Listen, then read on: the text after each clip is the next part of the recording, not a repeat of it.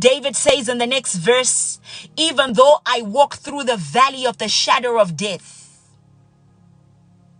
I will fear no evil. Ay, ay, ay, ay, ay.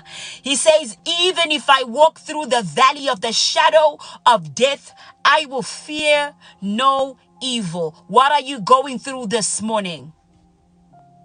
What has the doctor's report said about you this morning? What has the doctor's report said about your spouse this morning?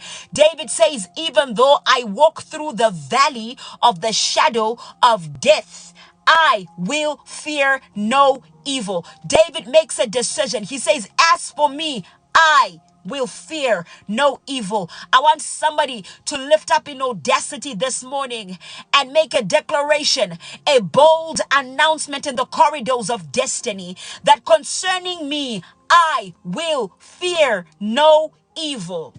Pertaining to my household, I will fear no evil. Do you know that some of you have attracted evil by fear? Fear is a magnet for the demonic. It is a magnet. Whenever someone senses that you are afraid, it is easy for them to attack. In fact, I've heard it said that when dogs can sense your fear. The reason why they get very antsy around you is because they can sense your fear. I don't know if it's scientific, but I want to tell you this morning that fear is a magnet for the demonic. David says, even though I can tell that I'm walking in a valley. Some of you are walking in a valley this morning. David says, I can tell that I'm surrounded by the walls of a valley. I can tell that I'm walking right in the middle of a valley right now. And I can sense that the shadow of death is in close proximity. I make a decision to fear no evil. Ay, ay, ay, ay, ay, ay, ay, ay.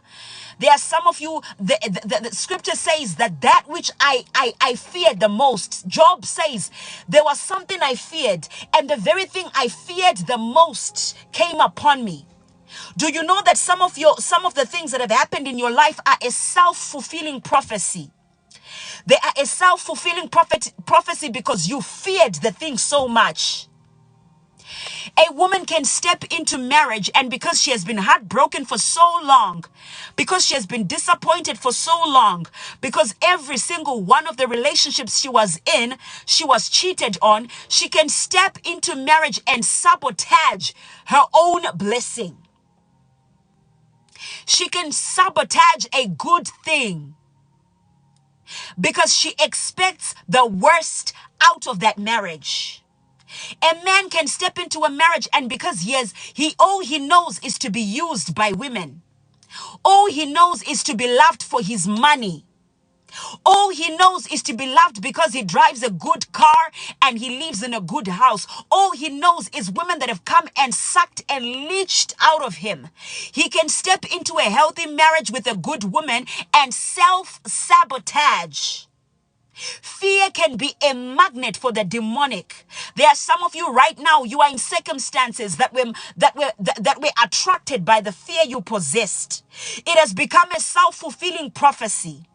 The very thing that you feared the most, like Job, it has come upon you.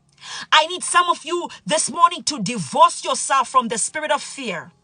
I need some of you this morning to come out of agreement with the spirit of fear. I need somebody to say, even though I walk through the valley of death, the key word is that it's a shadow of death. It is not death in itself, which means death is in proximity, but I don't know how far it is. Did somebody catch that? Death is in proximity, but I don't know how far it is. I just know that the shadow of death is around. Let me tell you something. Death will always be around. All of us, in fact, one day when the time is right, in the Lord's timing, death will also be our portion. But as long as I'm alive, as long as I'm walking in assignment, as long as it is not yet my time, I will see a shadow of death, and I refuse to be afraid. I refuse to be intimidated by the shadow of death. I refuse to be intimidated. I don't know who I'm speaking to this morning. I refuse to be intimidated by shadows in my life. I refuse to be intimidated by shadows in my ministry. I refuse to be intimidated by shadows in my marriage. I refuse to be intimidated by shadows in my business. Some of you, you saw something that looked like a bankruptcy in your business. It looked like it had the similarities of a financial struggle about to befall your business. It wasn't even the situation, but you panicked. You panicked. You panicked. There is a business my husband and I are involved in, and we're in a season where one of the machinery that we use in that business was involved in an accident. And we went through a week in business where we said concerning that particular machine, let's sell it. Let's sell it because it's been involved in an accident. Let's just sell it off. But I thank God for my husband, because he called me in a few days later. He said, Mel, I know we can sell this, and I know we can get money, and then maybe we can consider in the fullness of time, in due time, to get another asset. But what if I brought in an investor? What if I brought in somebody that was willing to sow money that could fix this machine, and then we share in the profits? We keep the asset, and we still maintain profitability. We just find someone that's willing to help us in this difficult season we're in. You see, there are things that happen in business that are a shadow of death, but they are not death. I need somebody to catch me this morning. There are some things that are a shadow of a bad season coming, but they are not a bad season. There is always ways to navigate around.